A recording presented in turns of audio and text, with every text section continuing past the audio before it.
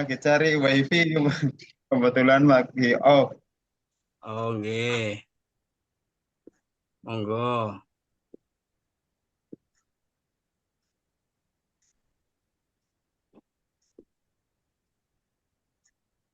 Ki partane apa ora ki? Apa nih? Bismillah, Assalamualaikum warahmatullahi wabarakatuh. Waalaikumsalam warahmatullahi wabarakatuh. Alhamdulillah, salatu wassalamu ala rasulillah. Amma ba'da. Asyhadu an la ilaha illallah wahdahu la syarikalah wa asyhadu anna Muhammadan abduhu wa rasuluh. Faqala Allah Ta'ala fil Qur'anil Karim ba'da na'udhanu tafum muslimun. Kan yaltamisu fihi ilman sahalallahu lahu bihi thariqan ilal jannah. Ya, musyahidin al-kiram yang semoga senang, sebelumnya kami menyapa dulu Ketua Majelis Tabligh PDM Banjarnegara yang kebetulan pemateri pada malam hari ini. Kemudian telah hadir juga bersama dengan kita Kiai Haji dari pimpinan wilayah Kiai Jumari. Insyaallah. Assalamualaikum Ustaz. Selamat mengikuti bersama dengan Majelis Tabligh Banjarnegara.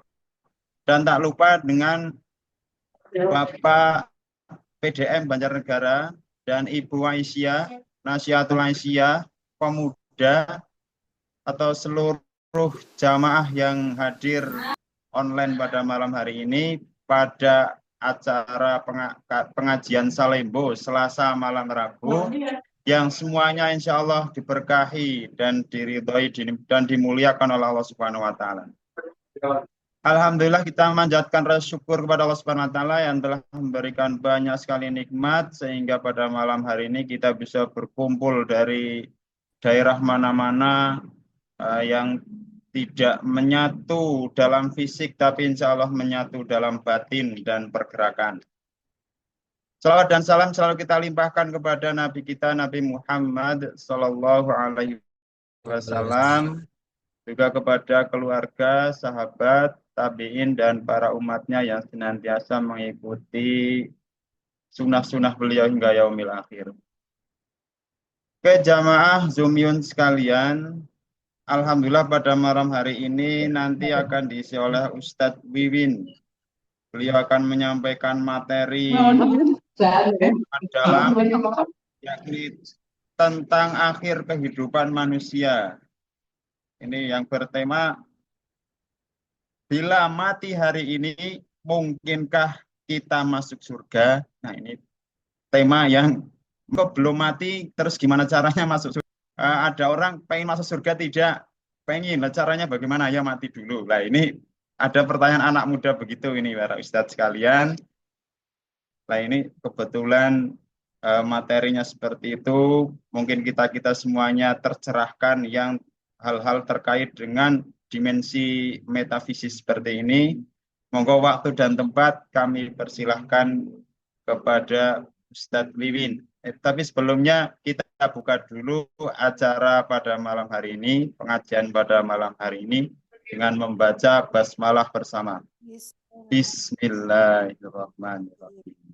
Waktu sebenarnya kami persilahkan Ustadz, tafadhol, masykuron.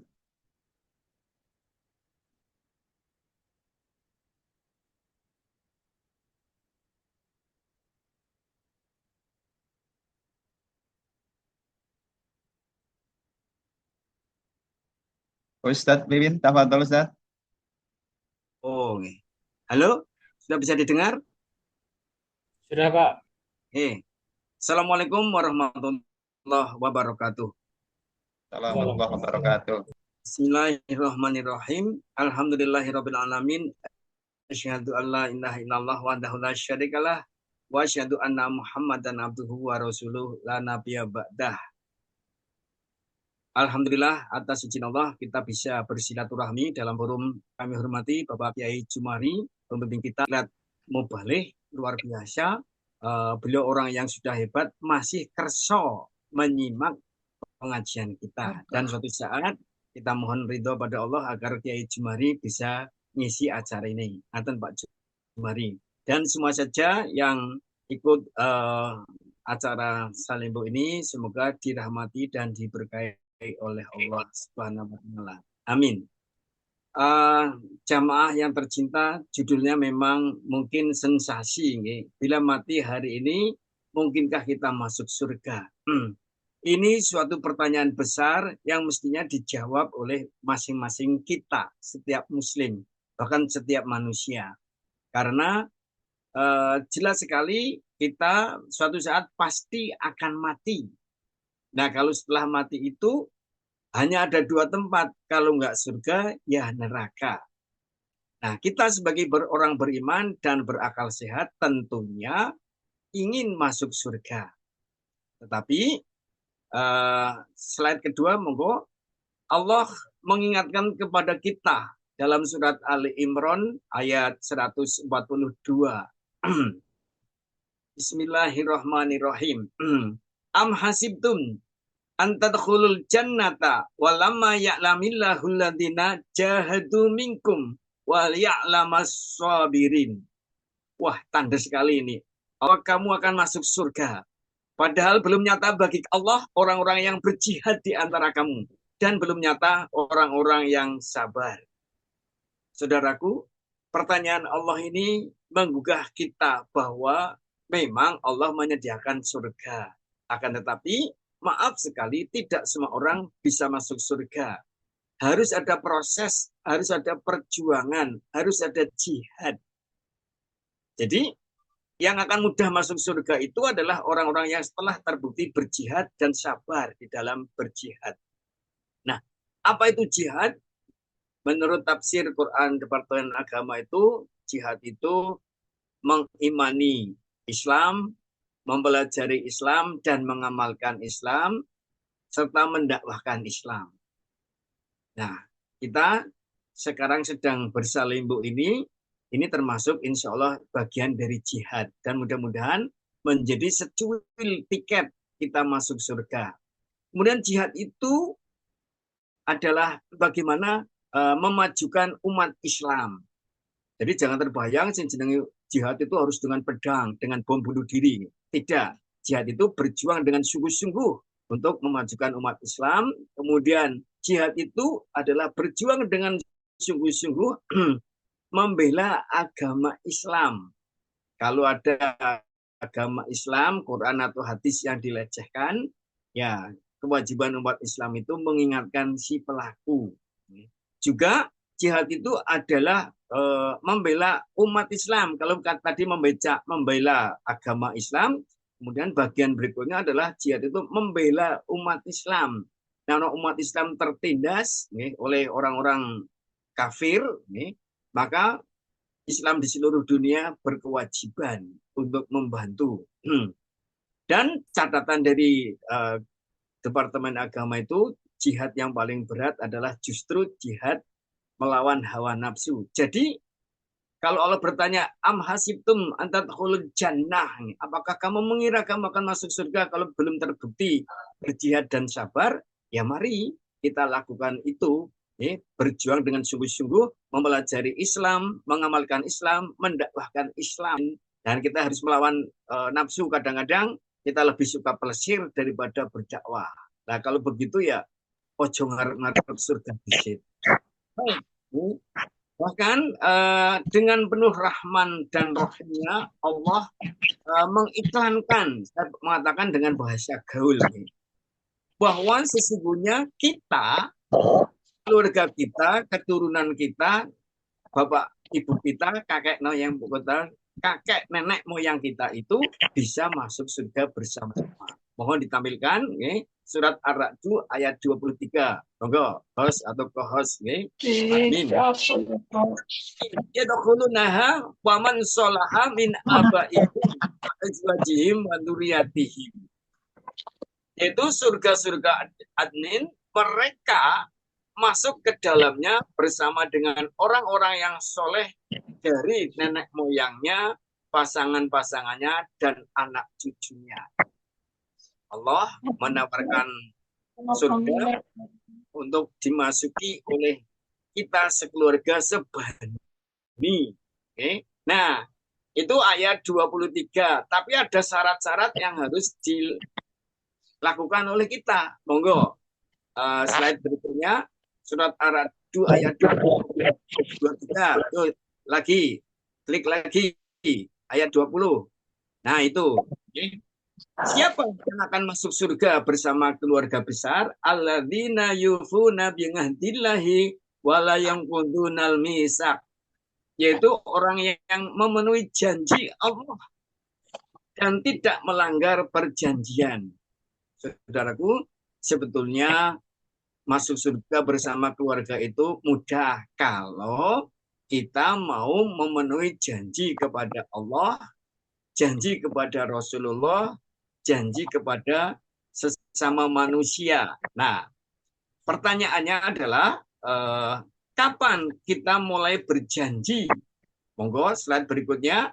Ini kita punya beberapa perjanjian kepada Allah. Yang pertama adalah janji saat kita baru 4 bulan dalam kandungan ibu. Itu tercampur 2. Monggo diklik. Nah, langsung saja saya bacakan terjemahnya. Ingatlah ketika Tuhanmu mengeluarkan dari sulbi anak cucu Adam keturunan mereka. Dan Allah mengambil kesaksian terhadap roh. Seraya berfirman, jabang bayi, alastu birabbik? Bukankah kamu mengakui bahwa aku ini adalah Tuhanmu? Nah, para jabang bayi itu di dalam perut ibu, termasuk Donald Trump, itu dulu ngomong, nih, qalu bala syahidna. Ya, betul, aku mengakui engkau adalah aku bersaksi. Nah, kita bertanya-tanya, Allah si kepriben, wong bocah nembe umur 4 wulan dalam kandungan ibu, nembe bae diweni roh, lah kaditoni. Kalau kita bertanya begitu, Allah sudah menyiapkan jawabannya. Antakulu yaumal qiyamati innakuna an hadzal ghafilin. Kami lakukan pertanyaan kepada jabang bayi agar di hari kiamat kamu tidak mengatakan sesungguhnya ketika itu kami lengah terhadap tauhid. Bapak Ibu nenyong sibuk dewek-dewek orang tahu mulang tauhid. Tidak bisa kita ingkar dengan kalimat itu. Karena apa? Setiap kita, setiap manusia termasuk Donald Trump, Joe Biden, terus Perdana Menteri Israel, sing degel wel-wel itu dulu di dalam perut ibu bersumpah berjanji mengakui Allah sebagai Tuhan. Nah, jamaah Zumiyah yang semoga dirahmati Allah. Yang berikutnya, janji kita yang kedua kepada Allah adalah syahadat. Asyhadu alla ilaha illallah wa asyhadu anna Muhammadar Rasulullah. Aku bersaksi tiada Tuhan selain Allah. Dan aku bersaksi Muhammad adalah utusan Allah. Ini janji yang harus dipenuhi kalau kita ingin masuk surga. Nah, konsekuensinya setelah kita bersyahadat, maka Allah menginstruksikan, ya ayyuhalladzina amanu dkhulu fis-silmi kafah. Wala tattabi'u khutuwati syaiton innahu lakum aduwwum mubin. Wahai orang-orang yang beriman, termasuk kita-kita yang lagi Zoom ini, ayo masuklah ke dalam Islam secara totalitas. Tidak hanya lisan kita yang Islam, tidak hanya KTP kita yang Islam, tapi seluruh jiwa raga kita, seluruh panca indera kita, sandang pangan papan kita, penampilan kita harus Islami. Masih banyak manusia yang mengaku Islam, menampilkan Islam hanya dalam wudhu, sholat, puasa, dzikir, tadarus, haji, umroh, yaitu bagus. Tetapi Islam tidak hanya seperti itu. Ya. Sangat naif kalau misalnya kita ahli dzikir, ahli sholat, tapi makanannya masih makanan haram.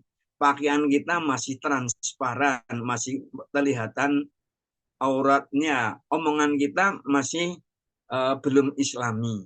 Baik. Selanjutnya, kalau kita ingin masuk surga bersama keluarga, kita konsekuensinya adalah taat kepada Allah dan Rasul sebagaimana firman Allah dalam surat An-Nisa ayat 59.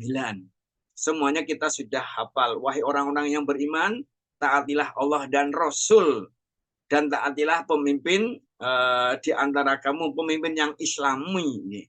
Nek ono beda-beda ning pendapat, kembalikan pada Quran dan hadis. Ini janji kita kepada Allah, taat kepada Allah dan Rasul. Berikutnya, kenapa kita harus taat kepada Allah dan Rasul? Kenapa kita harus janji kepada Allah dan Rasul? Kita punya catatan besar dari Allah. Wa may ya'sillaha wa rasulahu faqad dhalalam mubina. Sing sapa wonge ora manut karo Allah dan Rasul, maka akan sesat teramat sesat. Ayah bunda, bapak ibu, mas mbak Yu, kalau kita mau ke Aceh, tersesat di jalan saja bingung. Padahal masih ada polisi, ada PMI, ada polisi jalan raya, ada rumah sakit, ada siapapun yang siap membantu kita kalau terjadi kecelakaan. Itu baru tersesat di dunia, wis bingung. Itu bagi konsekuensi bagi orang-orang yang tidak memenuhi janji. Syarat kita masuk surga bersama keluarga adalah memenuhi janji. Janji berikutnya ain. Monggo surat Al-Fatihah ayat 5. Hanya kepadamu ya Allah kami menyembah, dan hanya padamu ya Allah kami mohon pertolongan. Jamaah yang saya cintai, kita sudah berjanji hanya mengabdi pada Allah, tunduk kepada Allah, menyembah Allah, mengabdi pada Allah. Jangan sampai kita menyembah manusia. Misal ada manusia nyuruh saya bikin pagar laut. Halo, saya punya upah sehari bekerja dibayar 500.000, bayarannya mewah. Tapi bagi orang yang sudah ngaji seperti kita, tidak akan menyembah bos. Akan bilang sama bos, ngapain laut ini dipagari? Ini kan milik negara untuk kepentingan masyarakat banyak. Terus menang baiklah, sementing kotak wani duit. Nah, kalau kita sampai nuruti bos kita, itu kita sudah terjerumus menyembah manusia. Allah dilalaikan, aturan negara dilalaikan. Nah, kalau kayak gini, maaf kating. Ya, aja ngarep-ngarep surga. Nah, silakan nih, misalnya ada keluarga kita yang kerja dengan hasil seperti itu. Baik, kita lanjutkan. Janji yang harus kita penuhi ketika kita mengucap raditu billahi robba wabil islami dina wabi Muhammadin sallallahu alaihi wasallam nabiyya. Itu sumpah, itu janji saudara. Bukan sekedar lisan bergerak nakar ngaji raditu billahi robba kaya wong lindur, ora nyambung. Ketika kita sudah berani ngomong raditu billahi robba, aku ridho Allah jadi Tuhanku, maka kita harus ridho segala takdir Allah. Ridho diperintah Allah, ridho dilarang Allah. Kalau kita sudah matur, babil islami dina, aku ridho Islam jadi agamaku, ya kita harus mau belajar Islam. Mau diatur dengan hukum Islam. Kalau kita sudah matur, wabi Muhammadin sallallahu alaihi wasallam nabiyya, ya kita harus mengenali Nabi. Belajar sejarah Nabi, meniru Nabi, utamanya dalam hal sholat, dalam hal ibadah. Ojo ngarang-ngarang dewek, nambahi mengurangi. Seperti ada manusia di dunia sana. Kita lanjut. Sumpah setia kita yang berikutnya, janji yang harus ditepati adalah inna sholati wa nusuki wa mahyaya wa mamati lillahi rabbil alamin. Bagi orang yang betul mendalami ayat ini, nangis, gerintas, bergetar jiwanya. Coba kita bayangkan, kita bersumpah di hadapan Allah, ya Allah sesungguhnya sholatku, ibadahku, hidupku, dan matiku hanyalah untuk-Mu, Tuhan seluruh alam. Kita sudah pasrah jiwa raga. Kenapa kadang-kadang adzan qomat masih dikalahkan dengan HP? Katanya sholatku untuk Allah. Kalau kita berbuat sesuatu untuk bupati, presiden, kita lakukan yang terbaik. Biar dapat piagam sertifikat terbaik, dapat hadiah terbaik. Kenapa untuk Allah kita sok nyepelekan? Mana janjimu? mana janjiku, mana janji kita. Jere kepengen surga. Nah, pertanyaannya, kalau kita mati hari ini, kita sudah memenuhi janji-janji tadi apa belum? Masya Allah. Saudaraku, kita lanjutkan renungan. Memang Allah mengizinkan kita masuk surga. Gampang utawane angel tergantung bagaimana kita berusaha. Ingat nasihat dari Bapak Kiai Jumari kemarin, dalam berdakwah, dalam ibadah, yang penting itu adalah kemauan. Nomor 2 adalah kemampuan. Mampu seperti apapun, nek ora gelem, ya ora dadi. Walaupun tidak mampu, neng gelem, ya garap berusaha. Nah, demikian juga mari kulolan panjenengan berusaha memenuhi janji. Mau memenuhi janji perkara anggone mau anggone gelem jur berusaha tertate-tate yang dinilai oleh Allah bukan hasilnya tapi niatnya dan kemauannya. Saudaraku yang saya cintai karena Allah. Berikutnya, kalau tadi adalah janji-janji kita kepada Allah, jangan lupa kita juga punya janji kepada sesama manusia. Ya, janji itu berupa hukum, peraturan, undang-undang, Pancasila, UUD 45, akad nikah itu janji. Jangan sampai ada warga Muhammadiyah atau bahkan pimpinan Muhammadiyah ingkar janji dalam hal pernikahan, dalam hal perkawinan. Kemudian apalagi kita menandatangani surat perjanjian, kontrak kerja, sewa menyewa, pinjam meminjam, jual beli, itu janji. Harus kita tepati. Kalau kita melanggar, yo palang apa aja ngarep-ngarep surga. Masya Allah. Bapak Ibu yang kami hormati, syarat masuk surga bersama keluarga yang kedua, dikatakan Allah dalam surat Ar-Ra'd ayat 21.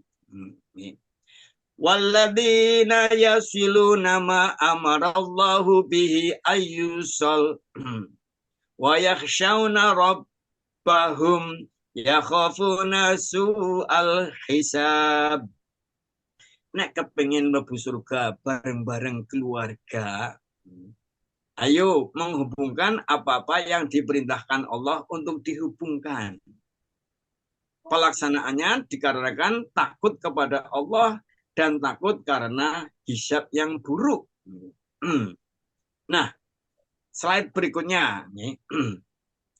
Hubungan yang harus kita jaga itu adalah hubungan silaturahmi antara kita dengan Allah dan Rasul. Inilah yang harus dihubungkan menurut Allah tadi dalam surat Ar-Ra'd ayat 21. Terus hubungan antara kita dengan keluarga, dengan saudara, tetangga, dengan masyarakat, dengan bangsa, negara, bahkan dengan luar negeri. Bagaimana mungkin kita berharap surga kalau misalnya kita puasa, kita tahajud, kita hafal Quran, tapi maring keluarga ora sayang. Tapi jadi masalah karo tanggane. Tapi mengacaukan, merusak nama masyarakat. Tapi merusak tatanan bangsa dan negara, nganti otak-atik pasal, nganti otak-atik hukum, nganti perintah adik ipar, anake, ponakane, sedulure, kepriwe carane aturan diubah ben tujuane nyong tercapai. Nah, itu syarat masuk surga adalah hubungkan apa-apa yang oleh Allah perlu dihubungkan, yaitu membangun hubungan baik dengan Allah, dengan Rasul, dengan sesama manusia, dengan keluarga, masyarakat, bangsa, negara, bahkan dengan luar negeri. Islam itu indah, Islam itu rahmatan lil alamin. Kalau kita Indonesia mayoritas penduduk Islam mampu menjalankan amanah ini, membangun hubungan yang sebaik mungkin dengan keluarga, masyarakat, bangsa, negara, dan dengan luar negeri, insya Allah kawasan minimal ASEAN aman. Syukur-syukur Asia jadi aman. Dan karena peran kita sebagai mayoritas Islam bisa juga PBB aman. Empri lu ya, anggar sajen PBB wong Indonesia mantan PDM misalnya. Idain masalah Israel karo Palestina rampung telung dina itu. Masya Allah. Bapak Ibu yang kami hormati, yuk ganti slide. Al-Ra'd ayat 22. Walladzina sabaru btigha'a wajhi rabbihim. Orang yang akan masuk surga bersama keluarga kalau kita sekeluarga, anak, bojo, putu, mantu, ipar, besan, wong tua pada sabar. Sabar, ora sekedar sabar untuk pencitraan, tapi sabar untuk mengharap ridho Allah. Suatu hari Bapak Ibu, saya masih kelas 5 SD. Lagi dolanan, tiba-tiba melihat seorang perempuan dikepruk, dikeplak, ditutup nang suamine, getihe peloporan. Saya ketakutan. Terus keluarga si wanita tadi tidak rela, arep gelut maring kakang ipari. Si wanita tadi bilang, wis lah, ojo didawak-dawak. Nah, nyong ikhlas, sing penting nyong aja dipegat. Astagfirullahaladzim. Kalimat itu sangat mengyang-nyang dalam diri saya. Mari kita merenung ungkapan wanita tadi. Dia itu ikhlas karena Allah, apa ikhlas sabar wedi dipegat. Sama-sama menahan sakit, menahan malu di hadapan banyak orang. Nah, kesabaran kita itu adalah sabar lillah, bukan sabar pencitraan, seolah-olah didulumi meneng, tapi nang burine grundel gitu. Seolah-olah di layar televisi kita mengatakan ya kita maafkan, tapi jebule isih tarung. Nah, yang diharapkan ketika kita hidup, berjuang, bekerja, termasuk berorganisasi di Muhammadiyah, ada hambatan, fitnah, gangguan. Nah, kita dituntut bisa sabar rapura. Next sabar dan sabarnya lillah, insya Allah kita seluruh warga Muhammadiyah apa maning pimpinane kowe mlebu surga ndisi cewek. Masya Allah. Kita lanjutkan. Jamaah, pengertian sabar. Pengertian sabar itu tetap setia memegang teguh aturan Allah dan Rasul-Nya. Misal, kita rapat di suatu instansi atau perusahaan, dilalahkan jam 11. Jangan mepet banget Jumatan. Nah, bos kita yang garang sekali itu memaksa, yuk rapat. Nah, temenan rapat, kita harus berani ngomong, ini rapat mau sampai jam berapa? Saya punya keyakinan yang harus saya jalani, saya harus sholat Jumat. Saya bisa rapat maksimal sampai jam 11:30. Rampung tidak rampung, saya izin keluar untuk persiapan Jumatan. Nah, tengah rolas bisa selesai kita berani sabar, pegang teguh aturan Allah. Maaf Bapak, maaf Bos, saya meninggalkan. Perkara oleh alhamdulillah, ora oleh kita tetap nekat, umpamane akan dipecat, kita lebih memilih Allah daripada jabatan. Yakinlah, liruni luwih apik. Kemudian sabar dalam menjalankan perintah Allah walau banyak ujian, cobaan, gangguan atau ancaman. Ya, kadang-kadang mau sholat udan gede, arep jamangah, kita jadi ragu-ragu, bukan klebes, bukan masuk angin, bukan tiang. Nah, sabar. Lalu yang agak berat adalah sabar menerima takdir Allah. Kalau kita mampu, insya Allah. Pertanyaan kita tadi dalam judul, bila mati hari ini, mungkinkah kita masuk surga? Dengan mantap kita jawab, Bismillah. Mungkin. Bismillah, bersama Allah tak ada yang tak mungkin. Kalau semua aturan Allah, kehendak Allah kita penuhi, insya Allah. Baik, slide berikutnya, saudaraku. Masih surat Ar-Ra'd ayat 22. Syarat masuk surga bagi kita dan keluarga kita untuk bareng-bareng ya wa aqaumus shalah. Ini melaksanakan sholat. Ini syarat mutlak. Pertama saya katakan syarat mutlak karena walaupun kita sedekahnya banyak, akhlaknya bagus, nggih, amal jariahnya luar biasa, tapi kalau tidak sholat, nggih, ngapunten, ampun ngarep-ngarep surga. Masya Allah. Nggih. Kemudian syarat berikutnya adalah wa anfiqu mimma razaqnahum sirran wa alaniyah. Membagikan sebagian rezeki yang kami berikan kepada mereka. Apa artinya?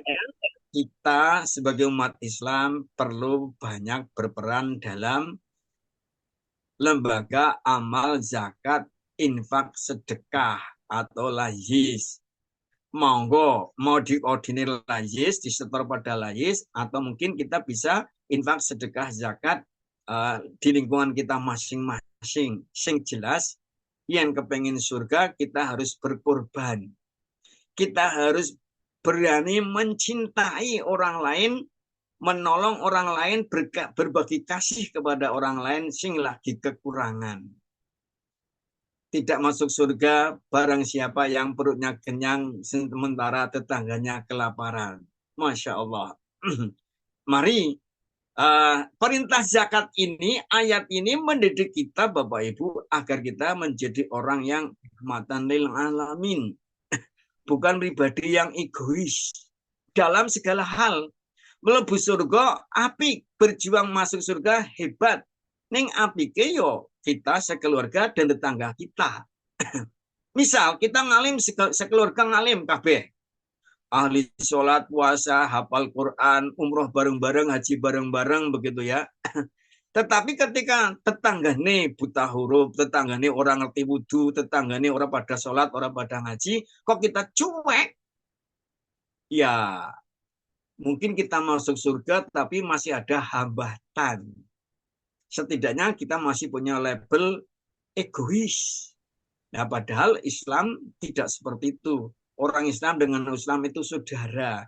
Kalau ada saudara kita, tetangga kita yang belum juga mau sholat, mau ngaji, ya kita harus berdakwah. Itulah pentingnya dididikan Muhammadiyah untuk rumati yang seperti itu. Nah, Ahmad Dahlan kalau mau mulia, bisa mulia. Keturunan keraton, keturunan ningrat, pinter, sugih.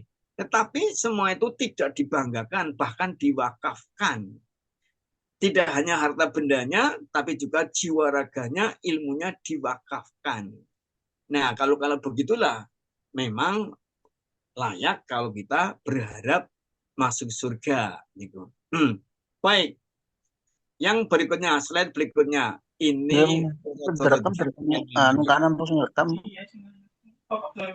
Wa yadra'una bil hasanati sayyi'ata ulaika lahum uqbadar.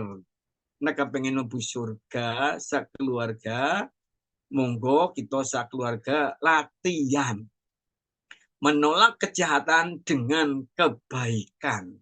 Masya Allah. Mari saudaraku, detik ini juga kita bertanya pada diri sendiri. Kita sudah seperti itu apa belum? Masya Allah. Memang pada umumnya kejahatan balas dengan kejahatan. Nakal balas dengan nakal. Bunuh balas dengan bunuh. Nah, tapi Allah menawarkan ini. Kalau ingin masuk surga bersama keluarga, mari kita latihan menolak kejahatan dengan kebaikan.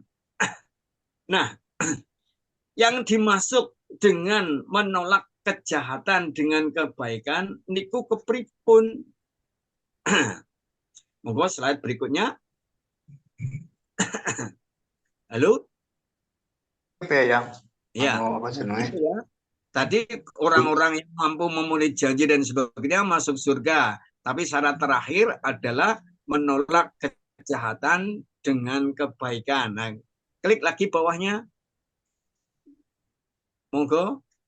Bagaimana cara menolak kejahatan dengan kebaikan? Admin? Ya.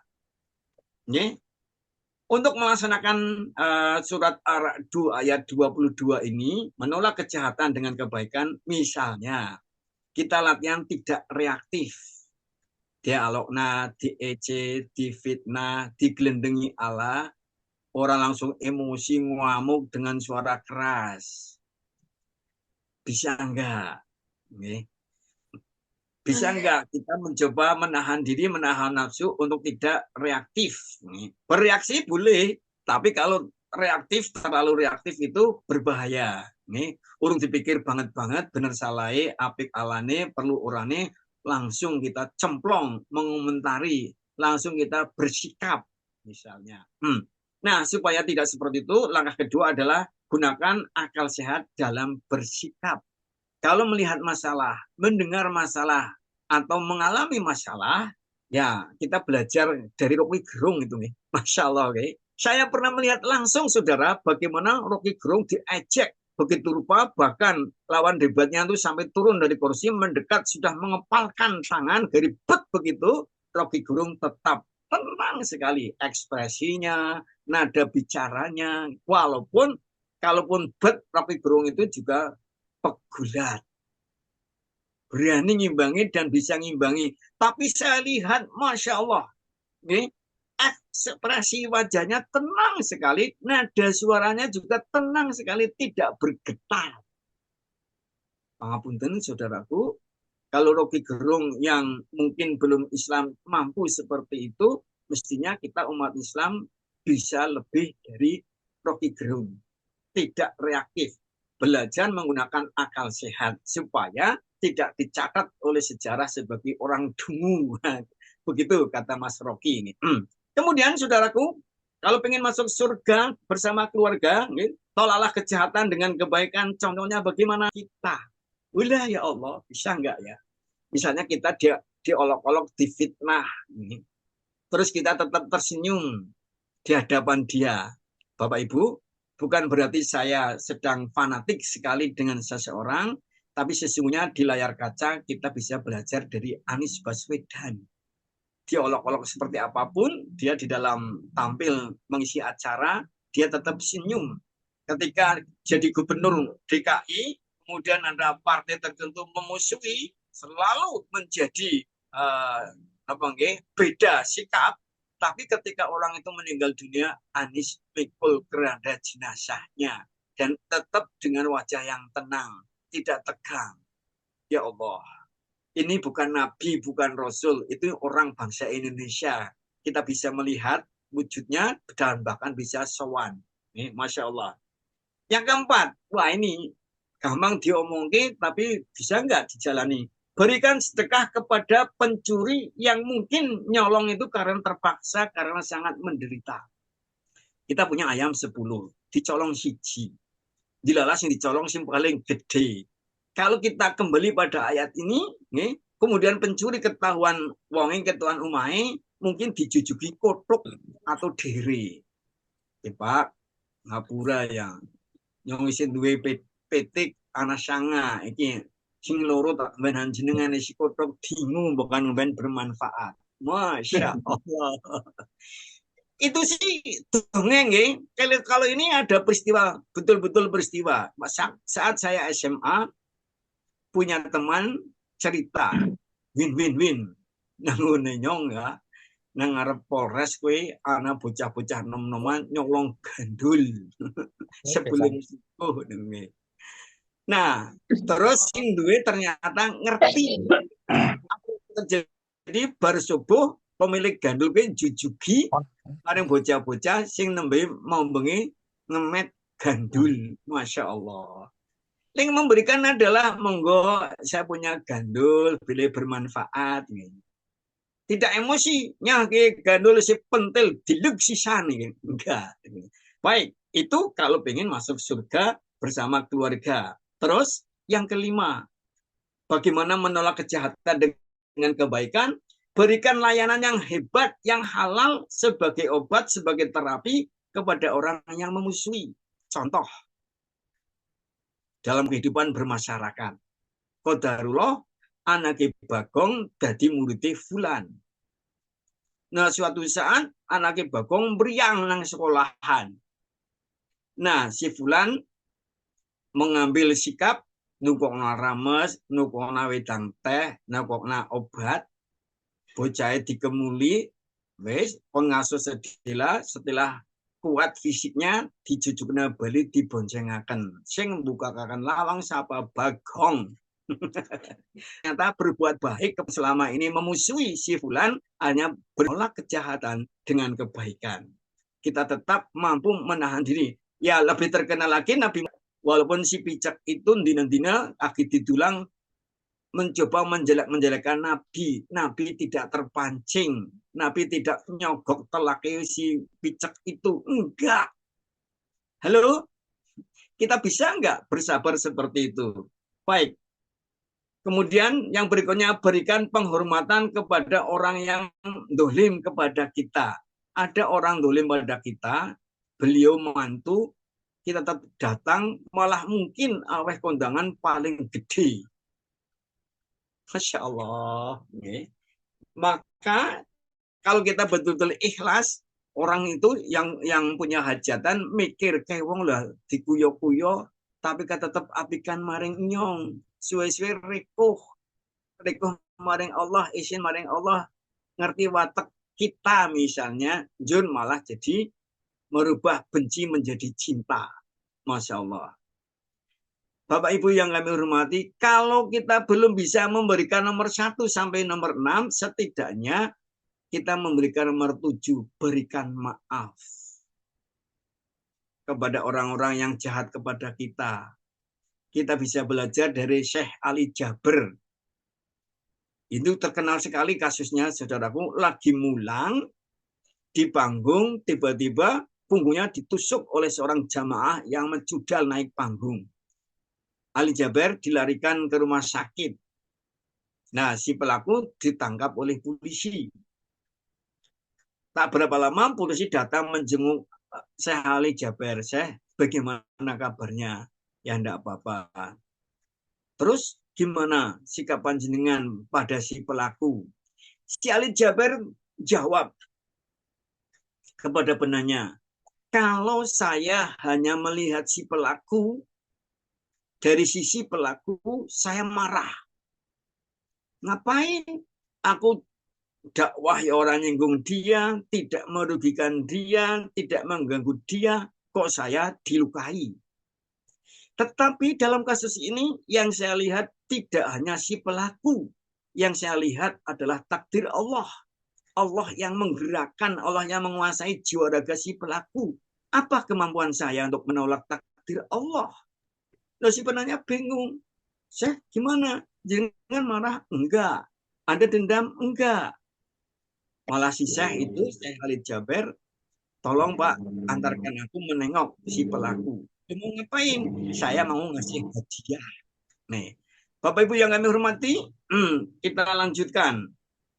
Lalu, monggo slide berikutnya, kesimpulan. Dari semua yang kita bahas tadi, ditanya, mungkinkah kita masuk surga kalau mati hari ini? Jawabnya bisa ya, bisa tidak. Bisa iya kalau kita selama ini sudah melakukan 8 hal persyaratan yang tercantum dalam surat Ar-Ra'd ayat 20 sampai 23. 1. Memenuhi yang pada diri masing-masing sudah apa belum? 2. Menghubungkan apa yang diperintahkan Allah agar dihubungkan. Bagaimana hubungan kita pada Allah? Hubungan kita dengan Rasulullah? Hubungan dengan keluarga, masyarakat, bangsa, negara? Kalau sudah baik, ya kita sudah punya 3 poin. Kalau belum, monggo masih ada waktu untuk berbenah. Yang keempat, yang ketiga, kamera kita seolah-olah takut pada Allah, tapi ketika sendiri kita melanggar. Bukan begitu. Kalau begitu, kita bisa mendapat stempel munafik. Yang keempat, takut, wah kemudian anggar hisap nyong elek, nyong kepriwi. Sebelum dihisap oleh Allah, kalau ingin masuk surga, apalagi masuk surga bersama keluarga, sabar karena mengharap ridho Allah. Sabarnya sabar lillah. Yang keenam, sholat dengan baik, benar, tepat waktu, berjamaah, tumak ninah. 7. Rajin berperan dalam lembaga amal zakat, infak, sedekah, lahis. Ya, syukur nyumbang artong, syukur menyumbang tenaga, orang-orang ini nyumbang donga nih agar Lazis bisa berkembang dengan baik nih. Yang ketujuh, rajin berperan saya ulang, nomor 7 rajin berperan dalam Lazis. Yang kedelapan, ini mungkin diingat-ingat, menolak kejahatan dengan berlaku yang baik. Maka itu kesimpulan, sampailah kita pada saran, saudaraku. Nih. Kalau ada pertanyaan, jika mati hari ini, mungkinkah aku masuk surga? Kita berani menjawab bismillah, mungkin. Kalau kita lakukan 3 amalan berikut ini. 1, biasakan tadarus Quran dan terjemahnya. Setiap hari, walaupun mungkin hanya 1 ayat. Ya termasuk ketika kita tadarus surat Ar-Ra'du ini, dibaca Arabnya, dibaca terjemahnya, oh jane syarat masuk surga itu ada dan bisa kita perjuangkan. Yang kedua, syukur-syukur kita setelah tahu isi surat Ar-Ra'du ini, hafalkan surat Ar-Ra'du ayat 20 sampai 23. Kalaupun belum bisa, ya minimal 23. Supaya kita ada harapan, ada semangat untuk masuk surga bersama keluarga. Nah, saudaraku, 8 syarat masuk surga bersama keluarga besar. Itu saran atau ajakan. Harapannya kita adalah maghfirah kepada kita sekeluarga, kepada keturunan kita sekeluarga, sehingga kita semua masuk surga tanpa sekedar kita membuka, mengenang kembali pesan-pesan Allah dalam surat Ar-Ra'du ayat 20 sampai 23 untuk menjadi mungkinkah masuk surga? Monggo, yang bisa jawab adalah kita masing-masing. Demikian, waktu selebihnya kami haturkan kepada host, kepada moderator. Ngaten, Pak Barkah, monggo. Masya Allah, luar biasa Ustadz Pipin yang telah menyampaikan materi pada malam hari ini. Ada 8 syarat masuk surga bersama-sama. Malam hari ini mengikuti menjadi hamba-hamba yang termasuk di dalamnya. Kemudian selanjutnya, silahkan kalau ada diskusi atau pertanyaan, bisa. Silahkan tafadhol untuk para jamaah sekalian. Kita kasih 10 menit Ustadz ya. Ye, monggo. Waktunya jam berapa sih ini? Jam 9 kurang 6. Monggo. Monggo para bapak, ibu, mas, mbak sekalian. Ya Allah, jamaah sudah memenuhi syarat semua. Kita berharap bisa reuni di surga. Dan Masya Allah. Amin, amin. Kalau belum ada yang bertanya Ustadz, ini Ya. saya yang bertanya Ustadz. Monggo. Dari kita oleh kita. Ya. Ini tadi terkait dengan Ustaz, ini ada bapak kita, ayahanda kita, Ustadz Jumari juga siap membantu kita menjawab pertanyaan jamaah. Ngaten nggih, ayahanda tercinta Pak Jumari. Monggo lanjut, moderator. Ini Ustadz, pertanyaannya tadi ada syarat masuk surga, salah satunya adalah bagaimana ketika didolimi ini, ketika dijahati orang atau mendapatkan hal yang tidak enak dari orang lain, kita bagaimana caranya nih Ustadz? Kadang kan teorinya mudah nih, tidak reaktif, menggunakan akal yang sehat, senyuman ya gitu, kemudian memberikan maaf. Cuman kadang berat ini Ustadz. Nah, gimana caranya biar tidak berat seperti itu, dan ketika membalas kejahatan dengan kebaikan itu bisa kita lakukan. Itu kira-kira gimana Ustaz? Terima kasih. Kuncinya saya nutur kunci dari ayahanda tercinta Pak Jumari. Dalam segala hal itu yang penting adalah niat atau kemauan. Soal kemampuan itu dengan proses. Ngaten nggih, Kiai, Pak Kiai Jumari. Walaupun 8 syarat tadi mungkin berat, tapi kalau kita mau berusaha, maka pada saatnya nanti Allah akan mengizinkan kita mampu. Wondine sudah berusaha mampu, tapi tertatih-tatih, kadang kemutan, kadang ora, kadang ikhlas, kadang tidak. Allah tahu bahwa kita sudah berusaha.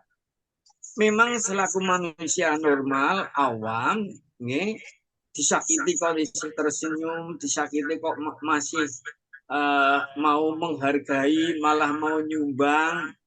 Misalnya ada tetangga kita menyakiti kita, kok ada lowongan pekerjaan, anak kita tetangga diberitahu, ono lowongan pekerjaan, yo melu nyong yo.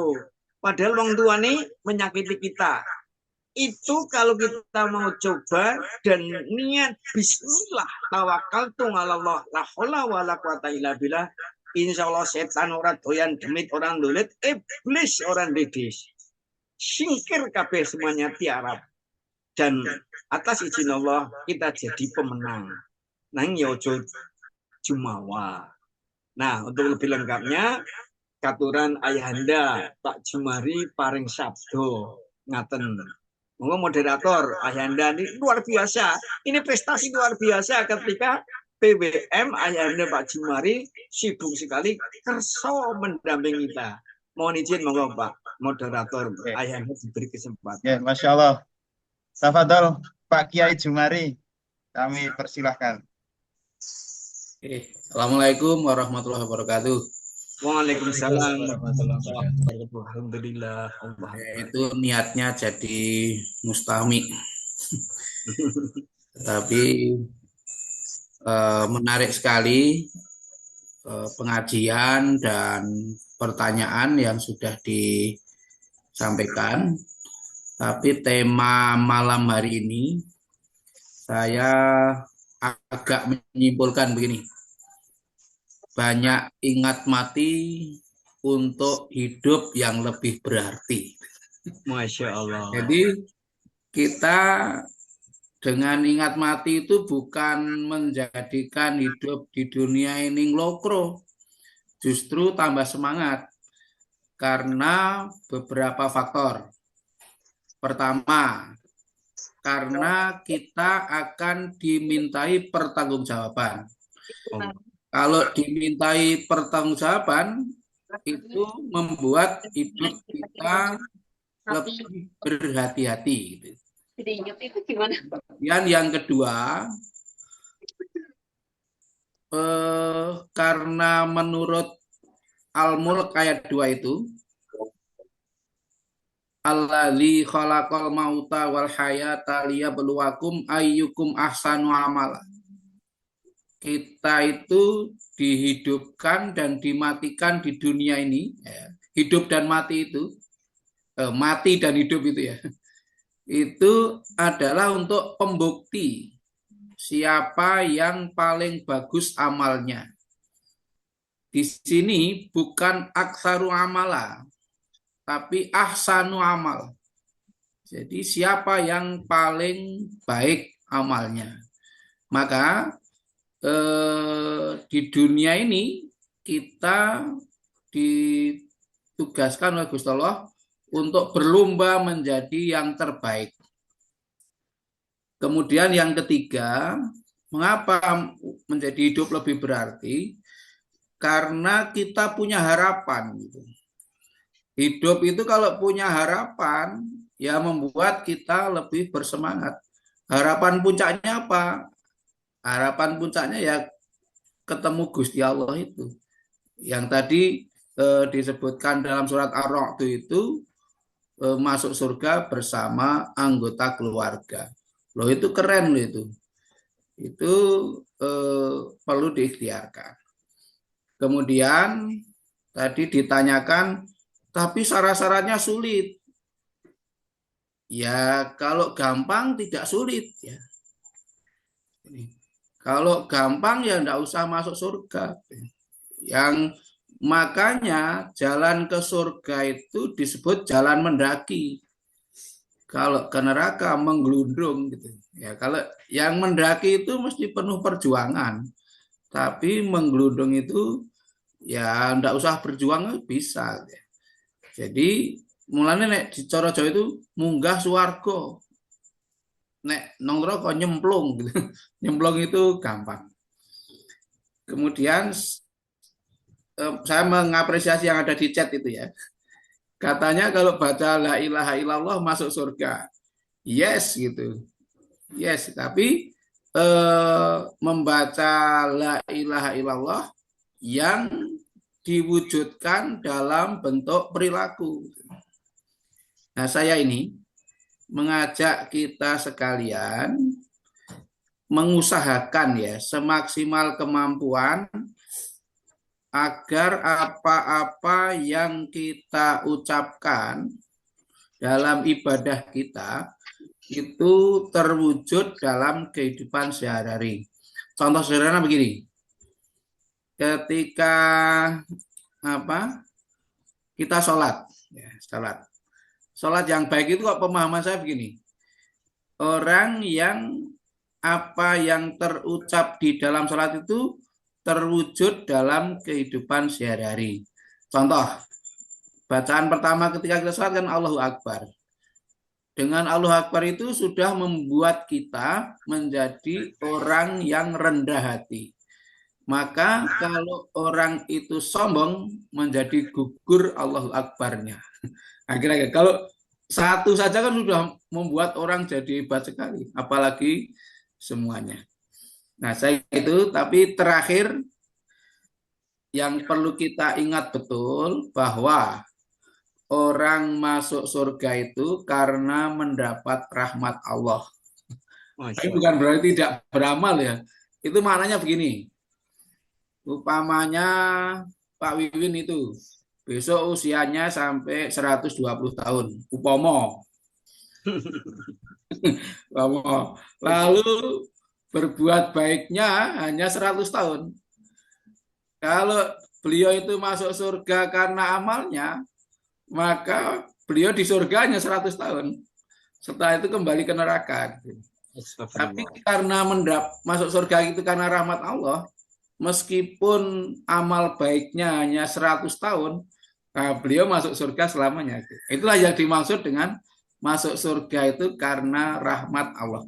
Maka kita harus mengejar supaya mendapatkan rahmat Allah itu. Nah, syarat mendapat rahmat Allah itu di At-Taubah 71. Nanti dibaca sendiri. Saya kira itu saja. Assalamualaikum warahmatullahi wabarakatuh.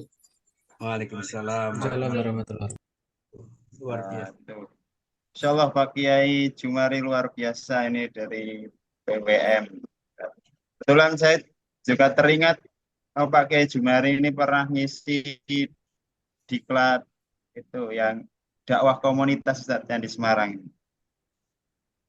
Yang selanjutnya Ustadz Wiwin mau menambahkan pertanyaan dari Pak Heru Wiharso Tentang bagaimana dengan hadis yang menyatakan bahwa barang siapa mengucapkan la ilaha illallah maka ia masuk surga. Ya, memang itu hadis dan sahih. Yang menjadi pertanyaan kita adalah kepriwe carane wong bisa matur la ilaha illallah pada saat-saat akan mati. Itu tanpa rahmat Allah rasanya tidak mungkin. Okay. Kalau kebiasaan hidup kita selalu menentang hukum Allah, kon sholat, ora gelem, kon puasa malah mangan turut dalan, misalnya kon ngaji malah ngemprah, kon dikir malah banyak teler, kon apikan karo menungsa malah nyajati. Maka untuk ucap la ilaha illallah dalam keseharian nalikane geni urip ikun sehat bi angel, bagaimana mungkin akan bisa ngomong la ilaha illallah pada saat sakaratul maut, di mana setan-setan sudah berkumpul menggoda ingin mencabut iman calon almarhum. Jadi memang betul. Mangkana akhiru kalamihi la ilaha illallah dakhalal jannah. Sapa sing akhir ucapane matur la ilaha illallah masuk surga. Tetapi ora kabeh wong bakal bisa kalau tidak sesuai dengan kebiasaan. Ingat saudaraku, orang meninggal dunia dalam pengamatan itu biasanya sesuai dengan amal hari